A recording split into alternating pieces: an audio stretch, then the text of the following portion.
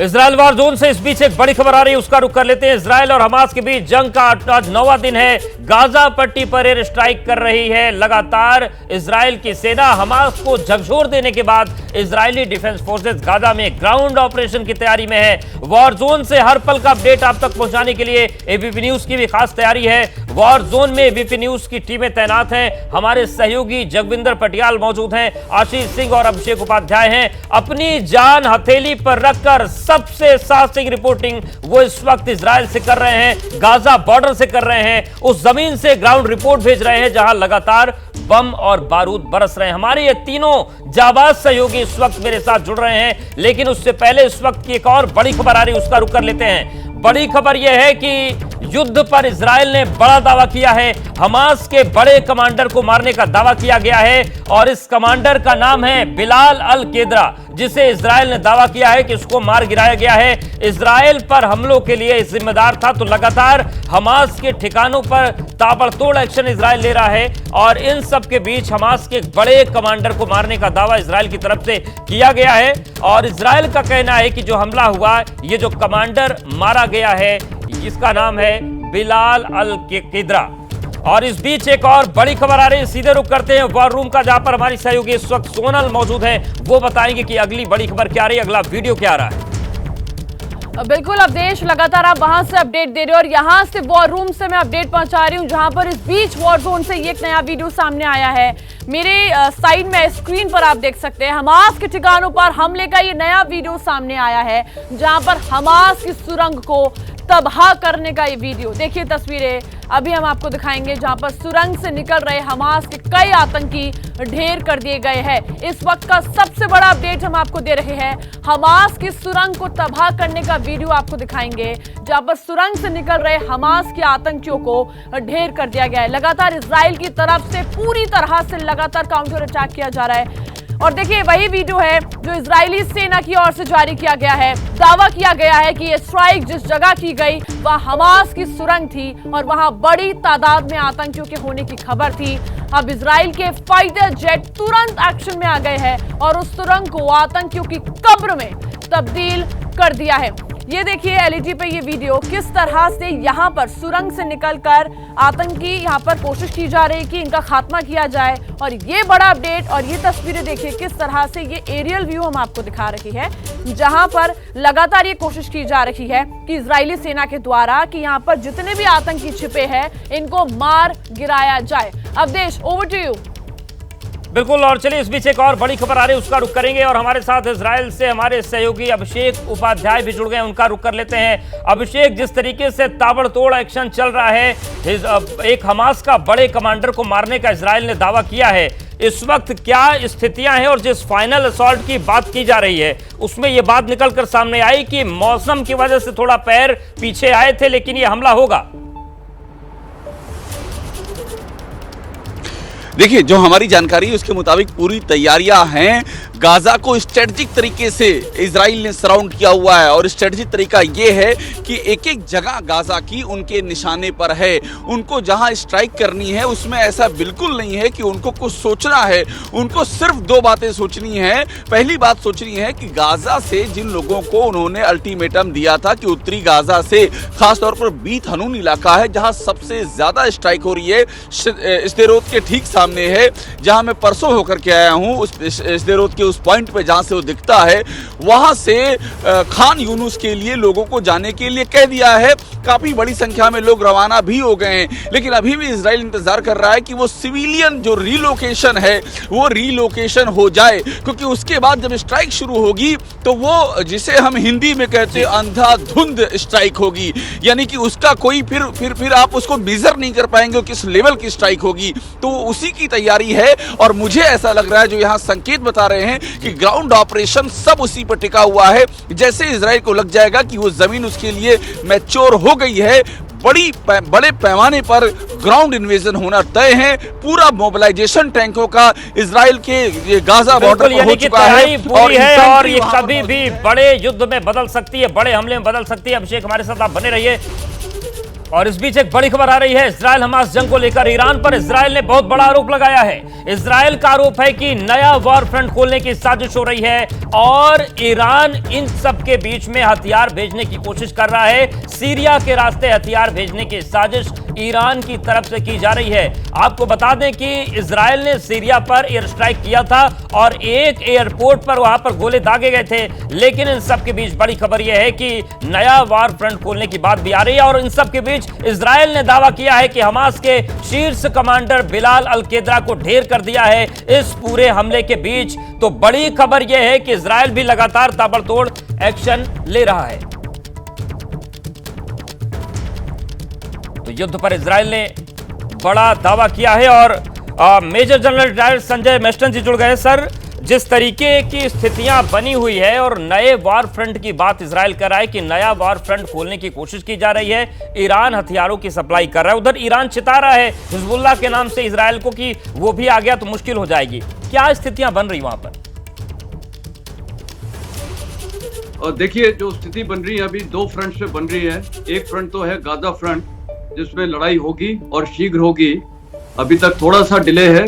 दो कारण है, एक तो आपके वहाँ रिपोर्टर ने बताया है और दूसरा कारण ये भी है कि जो 150 होस्टेजेस हैं, आपको पता है ब्लिंकन अभी 7 अरब देशों में गए हैं और अभी तक तकरीबन कतार में और जॉर्डन में और यूएई में और सऊदी अरेबिया में जो मेन देश हैं उनको मिल लिए हैं और पूरी कोशिश है कि वहाँ पर उनके जरिए होस्टेजेस को रिलीज कराए, क्योंकि इसमें 14 अमेरिकी नागरिक भी हैं। तो पहला फ्रंट तो ये है और अगर वहाँ से सिग्नल आ जाएगा कि हाँ रिलीज हो रहे हैं, देखिए अभी तो हमास के पास दो ही ऑप्शन है, या तो उनको रिलीज करे या नहीं करेगा। अगर वो रिलीज नहीं करता है, मेरे ख्याल आज या मैक्सिमम कल ग्राउंड ऑफेंसिव होगा, उसमें कोई डाउट नहीं है। अब बात करते हैं दूसरा फ्रंट जो लेबनान या हिजबुल्लाह फ्रंट है। देखिए, हिजबुल्लाह की स्थिति यह है कि वो भी एक मजबूत टेररिस्ट ऑर्गेनाइजेशन है, कोई शक नहीं है। लेकिन वहाँ के जो लोग हैं, लेबनीज लोग, वो अभी उनकी आर्थिक स्थिति बहुत खराब है। जब से ये बेरूट ब्लास्ट हुआ था और कोविड के बाद उनकी इकोनॉमी की बिल्कुल आर्थिक पक्ष पे भी सर आएंगे और हिजबुल्लाह का भी पूरा मैटर समझेंगे, क्योंकि जब पहले दिन हमास की तरफ से हमला हुआ तो हिजबुल्लाह की तरफ से भी अटैक हुए थे, लेकिन वो अचानक शांत हुए थे। क्या कोई रणनीति है या फिर बड़े एक्शन की तैयारी है? बड़ी खबर आ रही है इजराइल हमास युद्ध को लेकर। इजराइल का गाजा पर बड़ा अटैक हुआ है। फिलिस्तीन की रेस्क्यू टीम पर इजराइल ने हमला किया है। तो ये बड़ी खबर आ रही है। देखिए, तस्वीरें भी आपको दिखा रहे हैं। इजराइल हमास युद्ध को लेकर एक नया अपडेट है, तस्वीरें भी सामने हैं। इजराइल ने गाजा पर बड़ा अटैक किया है और आप देखिए फिलिस्तीन की जो रेस्क्यू टीम है उसे निशाना बनाया गया है। फिर तो एबीपी न्यूज पर सबसे पहले और सबसे बड़ी तस्वीर आप देख रहे हैं। देखिए किस तरीके से ताबड़तोड़ हमले किए गए और जो फिलिस्तीन की रेस्क्यू टीम थी उसे पलक झपकाने तक का मौका नहीं मिला। जबरदस्त एक्शन इजराइल की तरफ से लिया गया है और वही तस्वीरें हम आपको दिखा रहे हैं। अभिषेक उपाध्याय हमारे साथ बने हुए हैं लगातार। अभिषेक, जिस तरीके से ताबड़तोड़ एक्शन चल रहा है और नए नए फ्रंट की बातें और चेतावनी दोनों आ रही हैं, इन सब के बीच क्या माना जाए कि जैसा कि अभी रिटायर्ड मेजर जनरल मेस्टन साहब कह रहे थे कि अगर हॉस्टेजेस छोड़े गए तो ठीक, वरना हमास के लिए बड़ी मुश्किल और हो जाएगी? देखिए, यहाँ पर जो खबरें आ रही हैं उसमें एक बात समझनी होगी, हॉस्टेज को लेकर के बहुत ज़्यादा इजराइल के अंदर उम्मीद नहीं है कि वे सुरक्षित भी होंगे। जिस तरह से वहाँ से खबरें आ रही हैं, जिस तरह से हमास ने मारा है जो बंधक थे उनमें से, जिस बर्बरता से उनमें से कुछ की हत्या की है, और जो वहाँ से आए हैं, जो हमास जब अटैक किया था जो बच निकले थे, उन्होंने अपनी आंखों देखा, बताया है कि किस बर्बरता के साथ में मारा जा रहा था।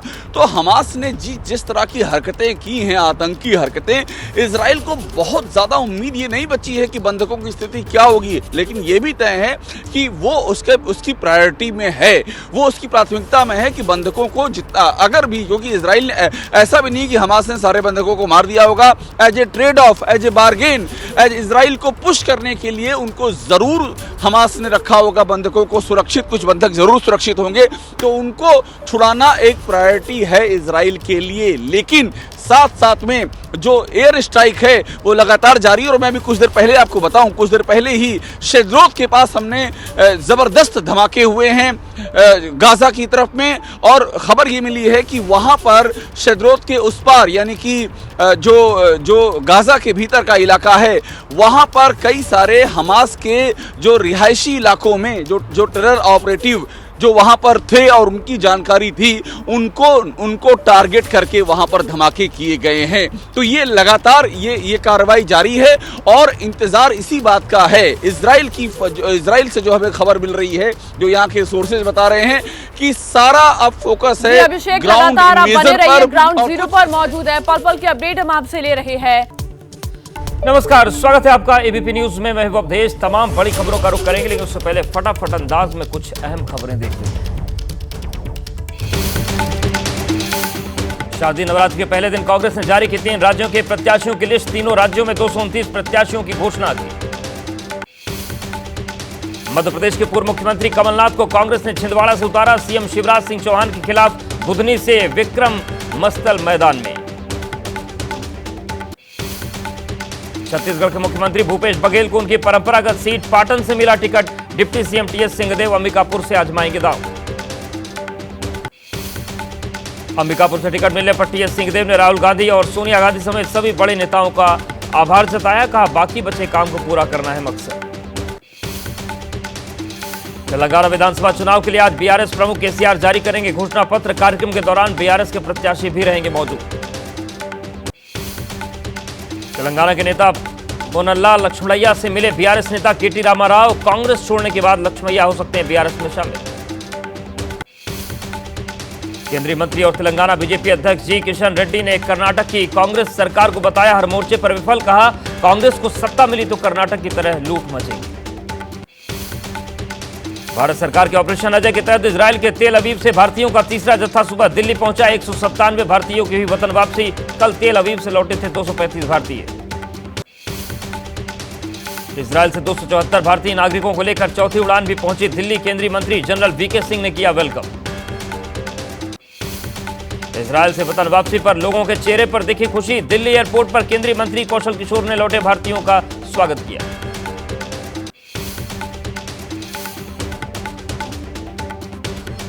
लगातार इजरायल से लोगों को वापस लाने का सिलसिला जारी है। भारत सरकार ने ऑपरेशन अजय को उन लोगों की मदद के लिए लॉन्च किया है जो इजरायल और हमास के बीच शुरू हुई जंग के बीच इजरायल में फंस गए।